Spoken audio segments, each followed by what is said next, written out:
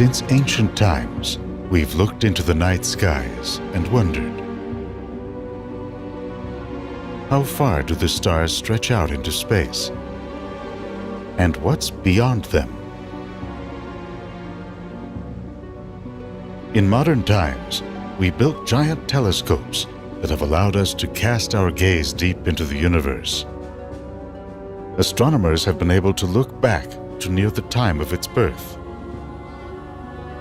They've reconstructed the course of cosmic history in astonishing detail. From intensive computer modeling and myriad close observations, they've uncovered important clues to its ongoing evolution. Many now conclude that what we can see, the stars and galaxies that stretch out to the limits of our vision, represent only a small fraction of all there is. Does the universe go on forever? Where do we fit within it?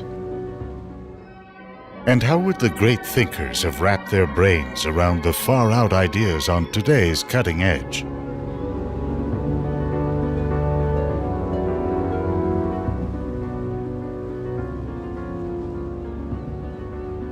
To begin to get a handle on infinity, we are going to need some perspective on the numbers and scales that define our universe. One place to start is a narrow side street in Charles Dickens' London. A curiosity shop, fictional to be sure. Here you can find an unparalleled collection of stuff. Old shrunken heads, manuscripts, newspapers, books, and rare examples of impressively large numbers. From Zimbabwe comes a $100 trillion note. In late 2008, with that nation battered by hyperinflation, it was worth about $1.50 US. Go up 2 orders of magnitude to something decidedly more useful. The fastest supercomputer in history will soon hum along at 20,000 trillion calculations per second, a 20 followed by 15 zeros. You'll have to run it about a day and a half to equal the number of grains of sand on all the world's beaches. That's around a sextillion, a 10 followed by 22 zeros. That's roughly the number of stars in the visible universe. Atoms in the visible universe? That's upwards of 10 to the 78th power, a 10 with 78 zeros. Cubic centimeters? A mere 10 to the 84th, a septuagentillion. To go up from there, we turn to no less a source than the Guinness Book of World Records.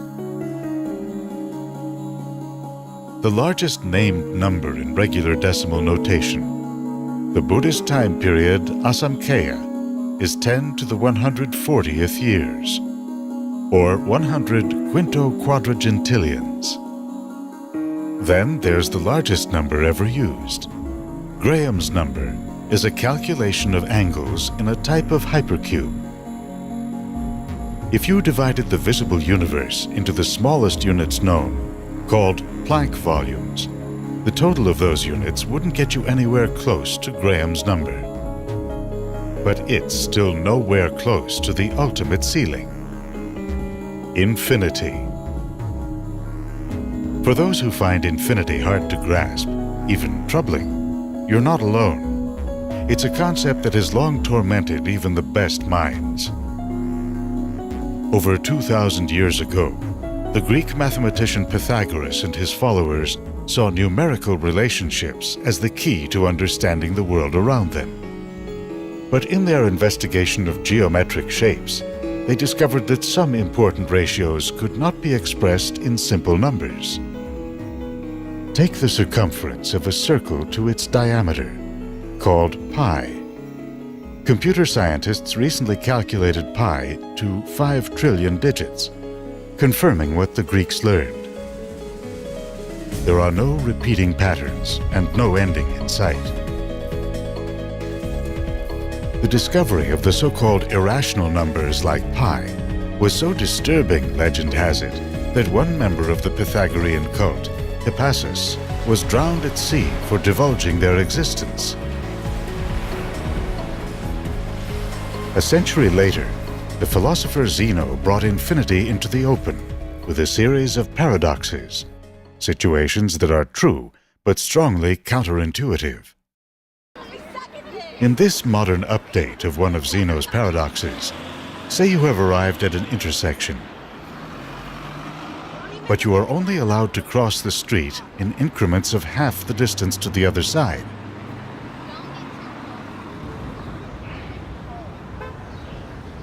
So to cross this finite distance, you must take an infinite number of steps.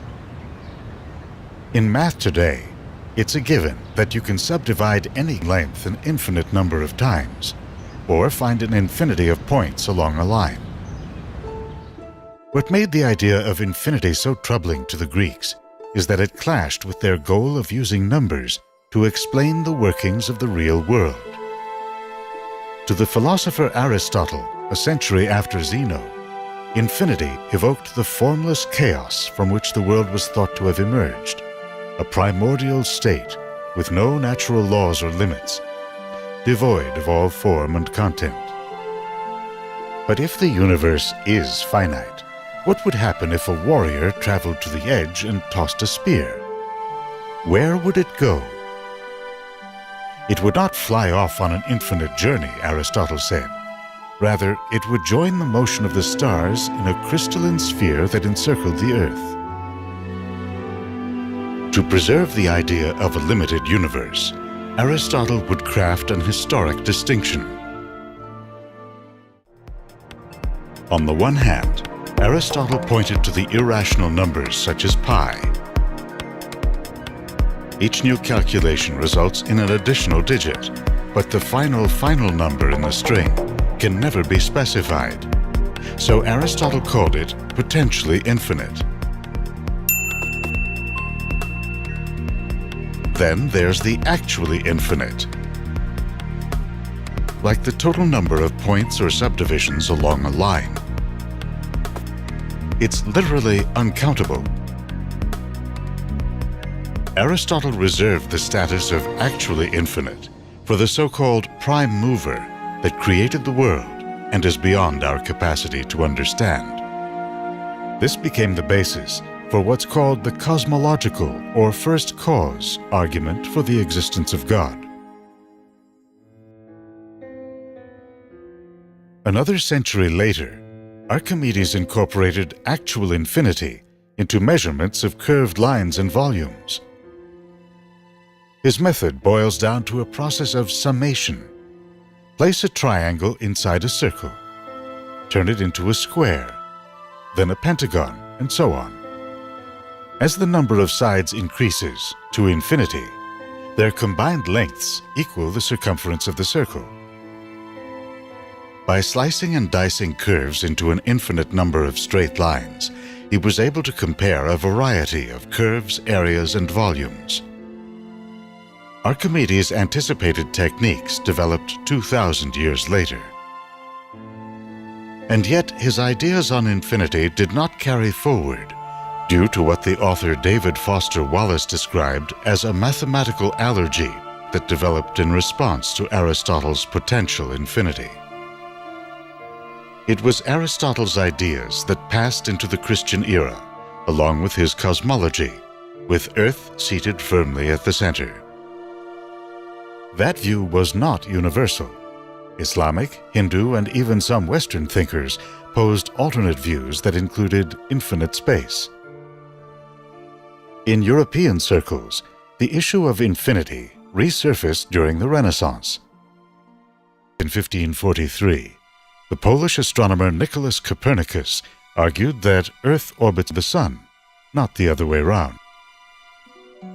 The old Greek spheres began to fall by the wayside when a distant supernova, then a comet, were spotted by the astronomer Tycho Brahe. These objects seemed to behave independently of the other stars.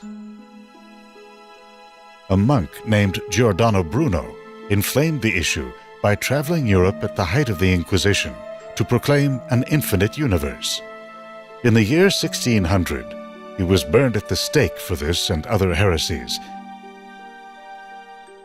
Just 9 years later, in 1609, Galileo Galilei used the first astronomical telescope to show that the universe is much larger than we thought. In later writings, he even sought to discredit the distinction between potential and actual infinity. Galileo was forced to recant, and the old Aristotelian view held sway.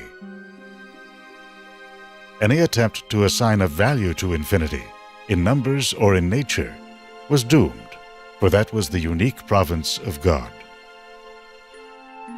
Finally, at the end of the 19th century, the mathematician Georg Cantor sought once and for all to divorce metaphysics from the abstract pursuit of math.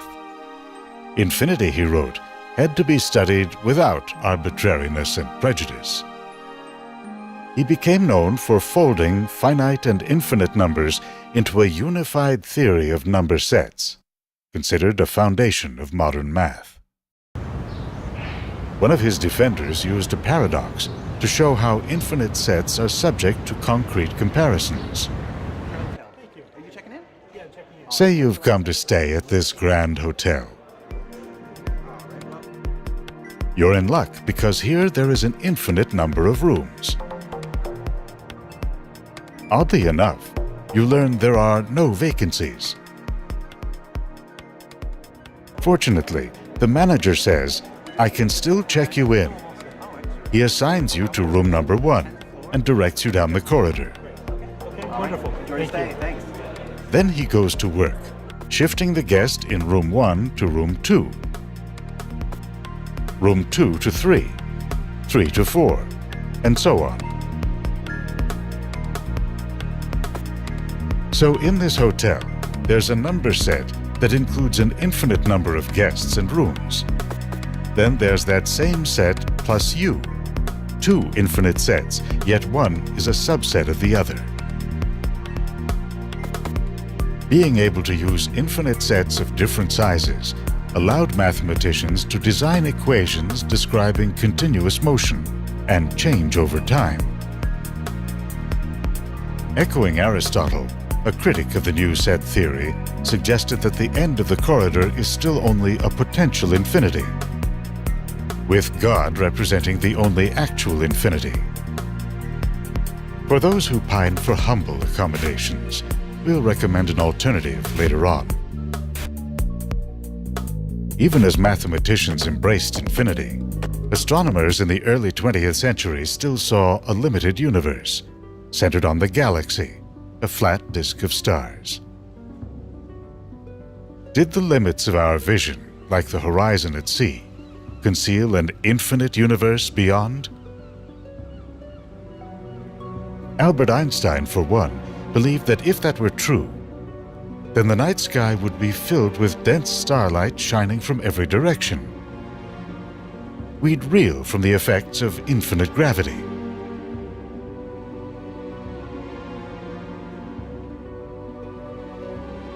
Arguing for a finite universe, he described a people living on the 2D surface of a sphere. To them, a beam of light moving through space would appear to go straight on an infinite journey.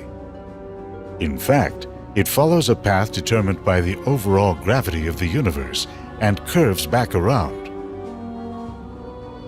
Like the old Greek spheres, this view of a static and limited universe began to fall by the wayside in the 1920s.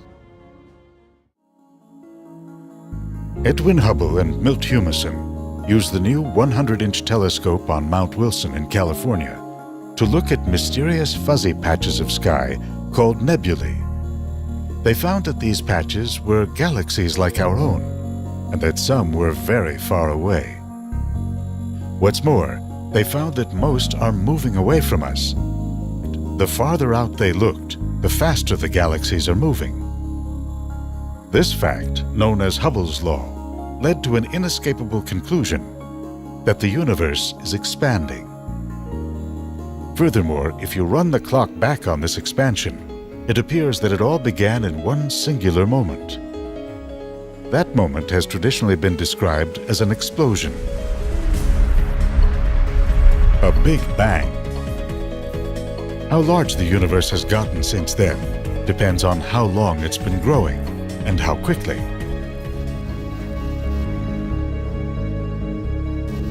Using an array of modern telescopes, astronomers have recently narrowed the beginning to 13.7 billion years ago. Taking into account the expansion of space ever since, the radius of the visible universe, the part we can see, has expanded out to 46 billion light years. These measurements have raised anew the ancient questions. What's beyond our cosmic horizons? Is there an edge? Or does it somehow go on forever? A new set of answers has emerged from a theory designed to address questions that arose from the original model of the Big Bang. For one, how did the universe get so large? The Hubble Deep Field contains images of infant galaxies at less than 10% of the age of the universe, near the edge of our cosmic horizons. By the time one of those galaxies reached maturity, it would have moved far, far beyond our horizon. And what of all the galaxies visible at its horizons? For another, how did the universe get so smooth? In every direction you look, the density of galaxies is the same on large scales.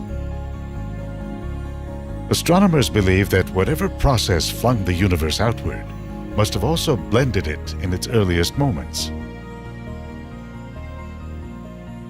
The theory that addresses these questions was based on the discovery that energy is constantly welling up from the vacuum of space in the form of particles of opposite charge, matter and antimatter. The idea is that in primordial times, an energy field embedded in this so-called quantum vacuum suddenly moved into a higher energy state, causing space and time to literally inflate.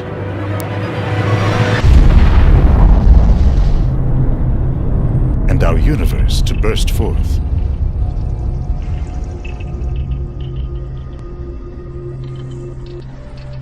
If this theory is right, then our universe is incomprehensibly large. Its author, the scientist Alan Guth, wrote that the universe as a whole would have grown to at least 10 billion trillion times the size of our visible patch. That's a 10 followed by 23 zeros. If you think that's big, a variation on the theory describes the origin of our universe as a physical process that exists far beyond it, out into the seemingly infinite void that had confounded Aristotle and other Greek thinkers.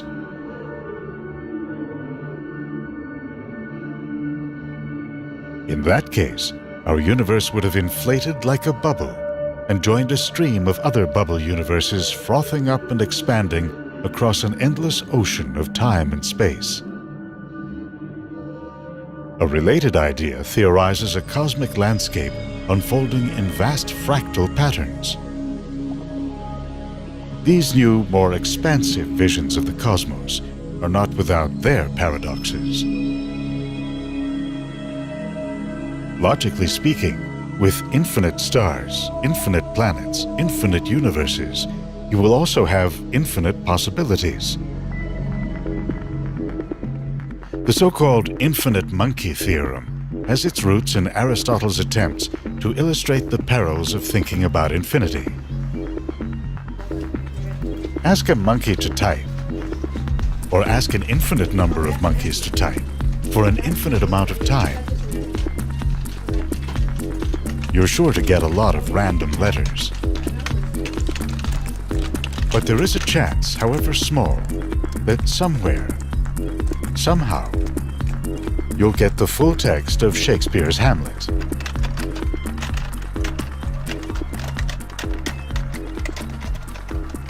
It's clearly absurd. Then again, consider the increasingly strange nature of our universe, as suggested by some new observations. This is where we draw your attention from the famous Hotel Infinity to a less well-appointed alternative.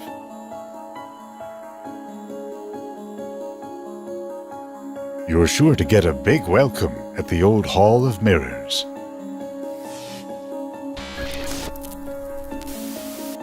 This ramshackle place would have thrown even the great thinkers for a loop. It represents a kind of optical illusion that may be present in our view of deep space, according to a new interpretation of data from one of the most important space satellites ever launched. WMAP was sent out to make precision measurements of radiation left over from a period about 300,000 years after the Big Bang. It revealed an intricate pattern of hot and cold spots, now thought to represent the seeds of the galaxy filaments and walls seen on large scales. The pattern was laid down by pressure waves that ricocheted through the expanding gas of the early universe. One group of scientists, looking at the sizes of these waves, suggested that some are actually mirror images of themselves. From this, they argue that the universe could be much smaller than we think. That's not the only strange new line of evidence. Tracking the movement of distant galaxies, astronomers found huge clusters moving at about 2 million miles per hour in the direction of the constellation Centaurus. With the results published in a top scientific journal, the astronomers describe an immense gravitational presence that may loom beyond our visible horizon, perhaps another universe that inflated near our own. Ideas like these may well have led to imprisonment or death in centuries past. Now they're a part of a field of study that is bursting with data and ideas. Cosmology, the study of the universe as a whole, has long been infused with metaphysics and philosophy. Today, it's steadily merging into the physical sciences.